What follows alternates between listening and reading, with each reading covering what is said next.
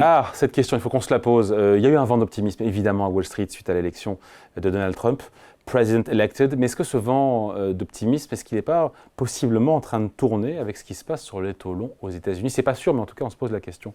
Avec vous, Xavier Patrolin. Bonjour, Xavier. Bonjour, David. Président d'Albatros Capital. Bon, on l'a bien vu, les investisseurs ont largement applaudi le programme pro-croissance, pro-business de Trump. Programme, on l'a commenté ici, qui pourrait potentiellement ravir, non, comment on dit, non ? Raviver, il a raison, raviver l'inflation aux États-Unis, en tout cas la booster. Et d'ailleurs, la Fed, par la voix de Jerome Powell, l'a laissé entendre, en tout cas laissé entendre que les baisses de taux pourraient se poursuivre à un rythme peut-être moindre que ce qui était prévu. On se dit quoi, voilà, comment on analyse ça ? Parce que ça peut potentiellement changer la donne. Hein. Oui, mais sur les taux, le mouvement a eu lieu bien avant l'élection de Trump. Alors, ça c'est vrai, ça a commencé fin septembre. Même début septembre, les points bas du 10 ans américain. 3,50, 3,60. C'est le 8, on va pas pinailler sur 8 ou 9 septembre. Donc on a progressé. Et ce qu'on voit sur les 10 ans, les courbes des taux, on le voit aussi sur les obligations indexées sur l'inflation. Et là, c'est peut-être, entre guillemets, un peu plus... Tu sais, les obligations indexées sur l'inflation américaines ont ce qu'on appelle des break-even, des points morts d'inflation, qui donnent l'anticipation d'inflation. Et les anticipations d'inflation ont commencé à dériver à partir de début septembre. Elles étaient légèrement en dessous, proches de 2% sur le 5 et le 10 ans. Oui. Et elles sont passées au-dessus elles sont à 2,20, 2,30 actuellement. Et après, les marchés ont commencé à faire l'anticipation d'une victoire de Trump. Et qui dit victoire de Trump dit potentiellement taux d'intérêt plus élevé, plus d'inflation, c'est bon pour le dollar. Sauf que voilà, je me mets dans la tête de Jérôme Powell et de la Fed. On a une bonne tenue, à part les chiffres de l'emploi, il y a une bonne tenue, encore une fois, des chiffres aux États-Unis. On a vu les ventes au détail qui se portaient bien. Voilà, il y a quand même des bons chiffres.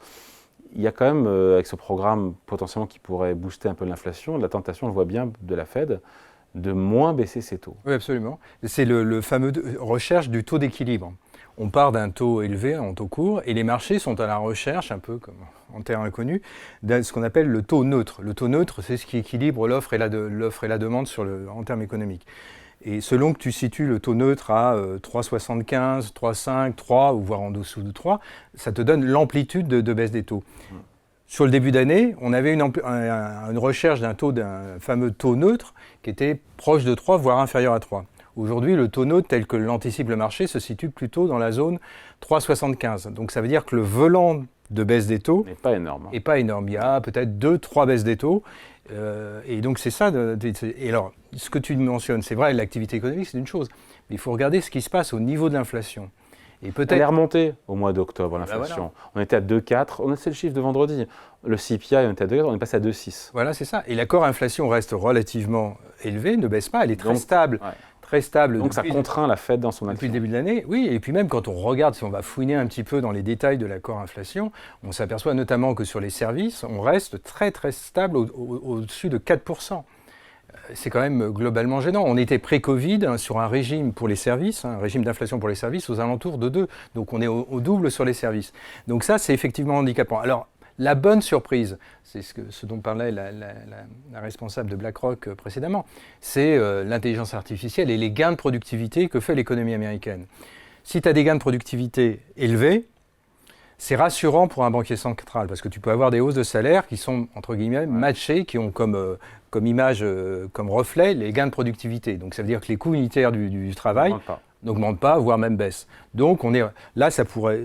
Mais il y a une interrogation sur la combinaison d'une croissance économique forte, d'un marché du travail qui est globalement ralenti et de gains de productivité élevés. Et donc là, il y a un facteur d'incertitude. Donc c'est ça qui va bloquer. Oui, on aurait dû commencer par ça aussi, mais c'est le prolongement. On se polarise là maintenant sur les taux longs. Qu'est-ce qui se passe ? Ils sont autour de quoi ? 4,5, un petit peu en dessous de 4,40. 4,40, le 10 ans américain. Pourquoi est-ce qu'il remonte, encore une fois, et pourquoi est-ce qu'il ne faudrait pas qu'il remonte trop vite et qu'il aille trop vite vers les 5%, qui est jugé comme étant un seuil critique, fatidique pour l'économie américaine? Il remonte tout simplement parce qu'ils ont vu, premièrement, il y a eu l'action de la Banque centrale, l'action de la première baisse de taux de 50 points de base, qui n'a pas été complètement bien compris par les marchés. Jérôme Powell a commencé à dire ne vous inquiétez pas, c'est normal, on est très élevé en termes de taux réels, donc le premier mouvement est un mouvement déterminé. Mais l'explication n'a pas su. Donc le marché, il y a une espèce d'inquiétude sur le fait que le mouvement a été peut-être pas bien calibré Après, il y a eu 25 points de base. Après, il y a eu 25, donc il y a eu deux baisses de taux qui font 75 points de base. Et décembre, re-25, a priori. A priori, voilà. Encore que le marché est assez partagé. Voilà, alors effectivement, là, on rentre un peu dans le détail, c'est-à-dire qu'on a les anticipations réunion par réunion, sur ce qu'on appelle les forwards, les contrats futurs, et on s'aperçoit que sur la réunion du 18 décembre, eh bien là, il y a une relative oscillation autour de 60%, mais ça veut quand même dire qu'on était à plus de 80-90%. Hein. Le marché s'interroge sur la capacité à la Fed de... Ça reste majoritaire, mais pas majoritaire, ultra majoritaire. Donc il y a quand même une interrogation. Et puis surtout les prochaines réunions de la Fed, donc celle du début du mois de 2025, janvier ou février, là les anticipations ont plutôt tendance à baisser. Donc ça veut dire que le marché commence à dire, il n'y a plus tellement de... Pourquoi ça fait augmenter les taux longs, ça ? Tout simplement parce que ça signifie que si tu regardes la courbe des taux américaine, la courbe des taux américaine est quasiment plate. C'est-à-dire du 1 mois au 30 ans, tu as quasiment 4,40. Bon, tu as une petite oscillation au milieu, tu as une légère incursion. Donc les anticipations de baisse des taux sont en train de disparaître. Tu n'as quasiment plus aucune... Donc la partie moyen terme ne baisse plus, et la partie long terme commence à être inquiète par les équilibres budgétaires, les déficits de Trump. Voilà, c'est ça. Et je voudrais revenir sur un petit peu... C'est la politique de Trump qui fait augmenter les taux longs aussi, encore une fois, sa peur, l'impact de l'expulsion de millions de migrants, et les effets du programme de Trump sur les droits de douane, et tout ça, c'est ça qui fait remonter les taux longs. Prends ma lecture, prenons les immigrants. La population active américaine, c'est 160 millions de personnes. Tu expulses une dizaine de millions d'immigrants illégaux, mais qui sont dans le marché du travail. Pour l'essentiel, ils sont dans le marché. Suppose que ces 10 millions ont un taux d'activité, un taux de participation de 80-90%. Donc tu vas expulser 8 à 9 millions de gens qui travaillent. D'accord, dans le marché de 160 millions. Donc tu vas expulser 7 à 8% de ta population active. Imagine, les jobs seront pris par des Américains, pour le coup. Tu crois que sur les mêmes salaires ? Sur un salaire plus élevé. Et ben voilà. Donc tu dégrades ta compétitivité, ta productivité, et tu as une hausse des salaires qui va au-delà des gains de production. Oui, mais au salaire, qui dit plus de salaire dit potentiellement plus de revenus, donc plus de dépenses, plus de consommation. Plus d'inflation. Et plus d'inflation. Et donc pour un banquier central, une demande supérieure à l'offre. Et donc on est sur un marché du travail. Il faut quand même voir que le marché du travail américain, il a deux mutations. Il y a une première mutation à partir de l'arrivée de Donald Trump, 2016, où il commence à restreindre l'immigration. Tu as le ratio offre-demande sur le marché du travail, c'est le nombre d'offres d'emploi que rencontre un chômeur. À un moment où Trump arrive, c'est un chômeur rencontre 0,7 offres c'est un ratio, c'est 0,7. Au moment du Covid, on est à 1,2, juste avant le Covid. Ça voulait dire qu'un chômeur rencontrait 1,2 offres. Donc déjà, tu es dans un marché du travail extrêmement tendu, puisque sur les 20 dernières années, depuis le début des années 2000, on est en moyenne aux alentours de 0,3, 0,4. Et aujourd'hui, on est où ? Et aujourd'hui, on est retourné à 1. Mais on est retourné à 1, donc on a un équilibre 1-1, donc on peut dire on est retourné en deçà de la situation pré-Covid. Simplement, tu as un taux de participation de la population en âge de travailler au marché du travail qui est en retrait. C'est-à-dire qu'il y a 3 à 4 millions d'Américains qui sont sortis du marché du travail et qu'on n'a pas retrouvés post-Covid. Donc la question est, est-ce que... Ils sont où aujourd'hui ? Ils font quoi ? Ils sont chez eux, parce qu'ils arbitrent. Ils arbitrent, notamment, essentiellement les femmes, mais pas que les femmes, essentiellement pour des raisons de qualification professionnelle. Je ne suis pas un spécialiste, moi, j'ai un peu fouiné quand même dans cette affaire.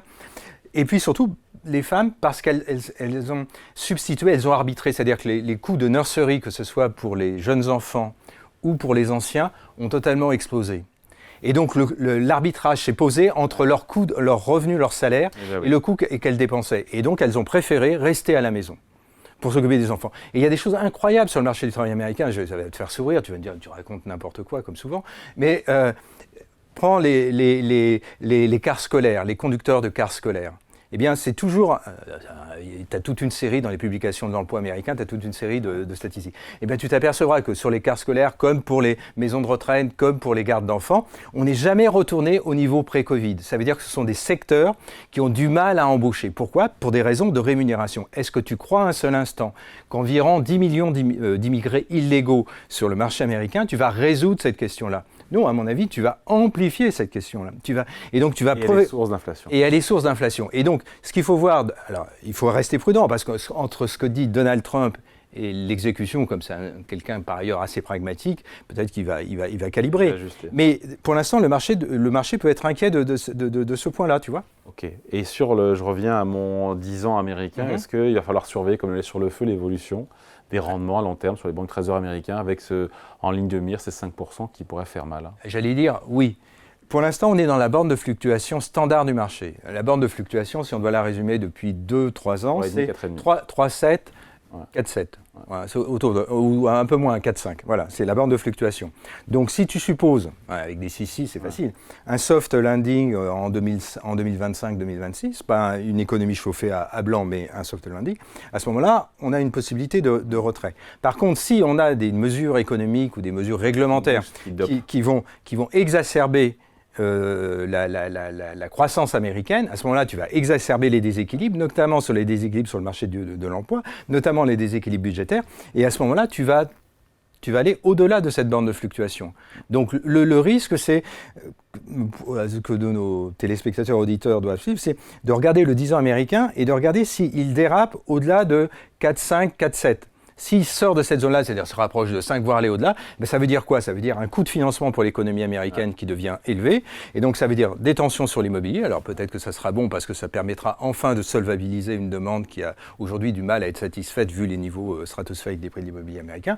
Mais ça entraînera toute une série de contraintes de financement pour les acteurs endettés, pour les banques, et donc ça, c'est un facteur de régulation. Donc c'est pour ça que Jérôme Powell, il est un peu sur le reculoir, parce que là, il rentre en terra incognita. Il a une nouvelle administration américaine qui fait des déclarations assez tonitruantes. Il va voir les mesures, et donc il doit rester un peu l'arme au pied pour éventuellement ne pas baisser trop les taux, parce qu'on peut avoir une poussée d'inflation de moyen terme. Donc à surveiller.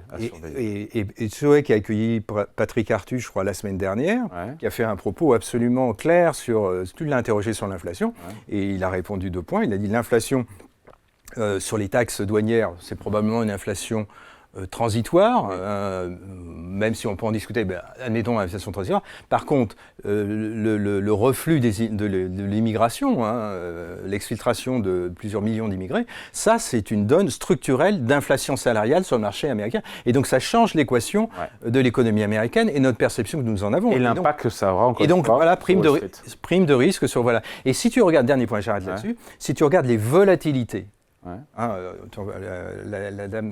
responsable de BlackRock en parlait précédemment, les volatilités sur les courbes des taux entre l'Europe et les États-Unis sont tout à fait sidérantes. On a une volatilité de la courbe des taux qui est, on va dire, 60 à 80% supérieure, pas fois, 80% supérieure à la volatilité sur les courbes européennes. Donc ça veut dire que ça aussi pas mal. Donc pour une courbe qui est la courbe de référence dans le financement mondial, ça nous dit quelque chose. La volatilité sur l'échange et la volatilité sur la courbe des taux américaine. En général, ça dit, non, c'est parfois un prélude à une ça peut être, sur les actions. Voilà, exactement. Donc à surveiller, et on va le faire évidemment sur Boursorama. Explication signée Xavier Patrol, président d'Albatros Capital. Merci Xavier. Merci David.